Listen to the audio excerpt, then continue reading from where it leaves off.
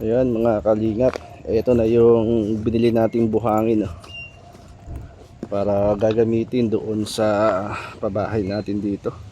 Ayan, shout out at magandang hapon kay Tita Inday PB. Isang maganda at mapagpalang hapon mga kalingap. Magandang hapon po kay Kuya Bal, Ate Edna and Kalingap Rob at sa buong team ng Kalingap. Ayan, magandang hapon po Pina Tita Inday PB, Ate Dol, Ate Levin. Ayan, magandang hapon po sa inyo. Na kinamalang B, Ma'am Talmasigyep, Ate Bebe, Ate Claire, magandang hapon.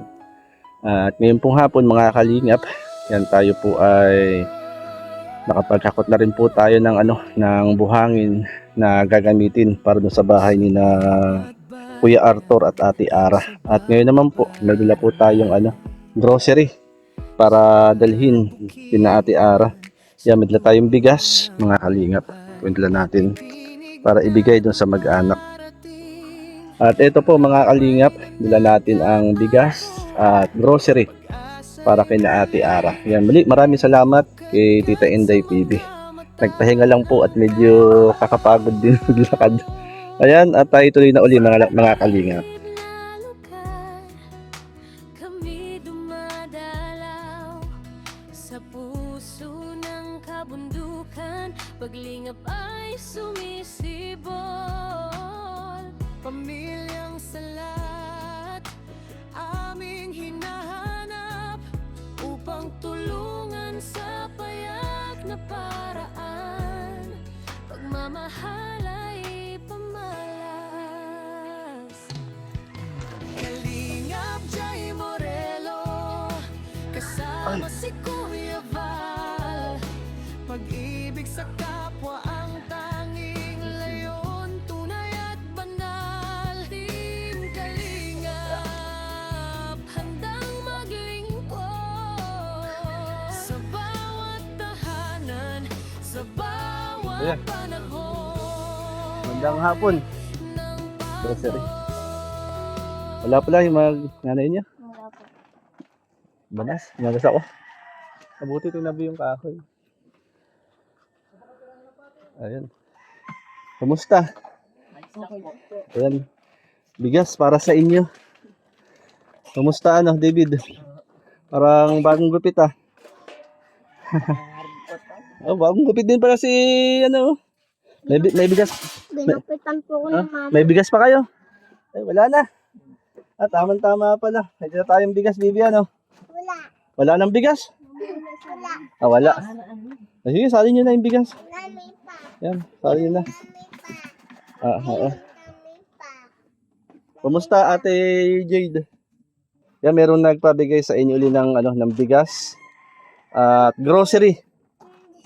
Yan, para sa inyo. Galing kay Tita Inday PB. Meron diyang mga dilata, kape, gatas. Ay, may tinapay nga pala dyan. Yan, may tinapay, kape, gatas. Yun. Ayan. Sabi ko na bebe. Ha? Yan. Kanina pa, wala si na mama mo? Bebe. Anong oras kayang balik? Kumusta naman kayo rito, Jade? Okay naman po. Kumusta ang buhay?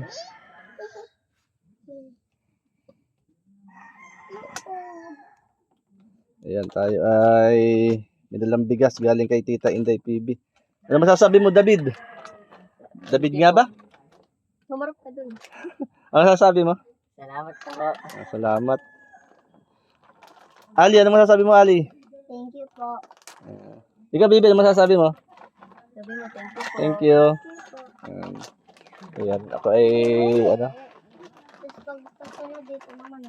tama-tama. Wala na naman yung bigasan niyo. Oh, Thank you po pala. sa Edna. Tama-tama yung dala ngayon.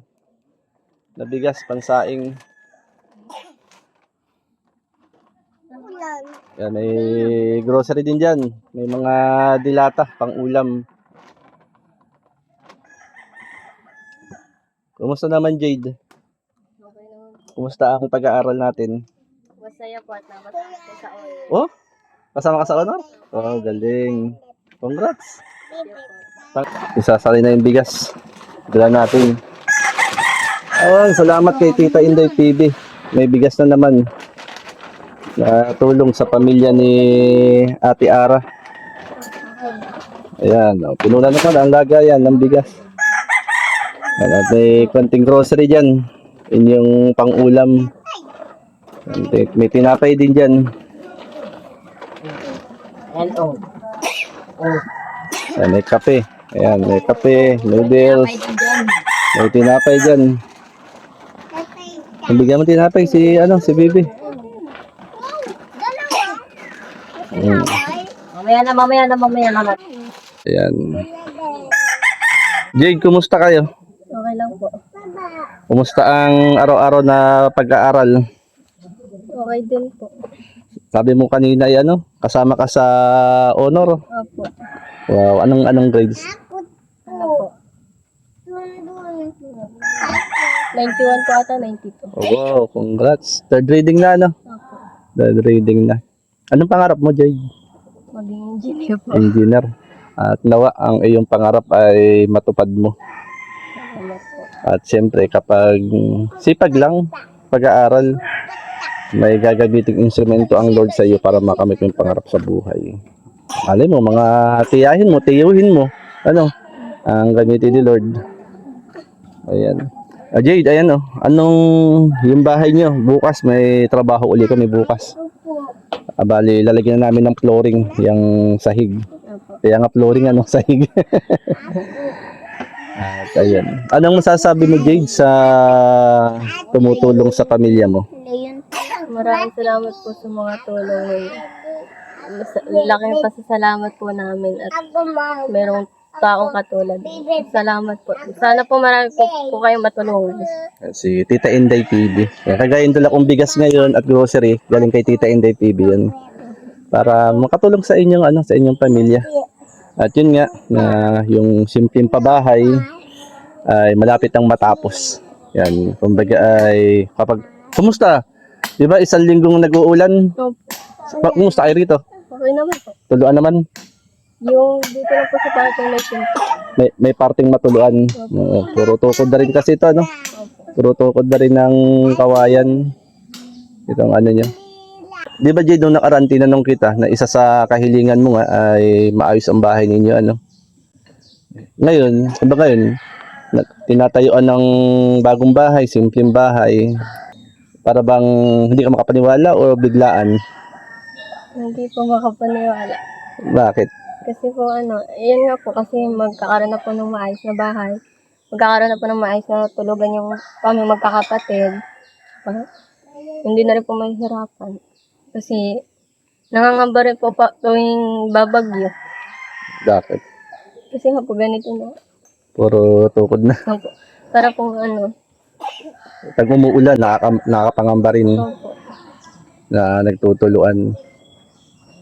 Kaya nung maumpisahan yung bahay nyo yan na ginagawa, ano yung naramdaman mo? Saya po. Na, kumbaga, answered prayer, Opo. Hindi natin sukat akalain. Ayan. Kaya Jade, sipag lang lagi sa pag-aaral, Opo. Kasi ikaw yung panganay, ikaw yung tatay, yung parang pangalawang magulang ng kapatid mo,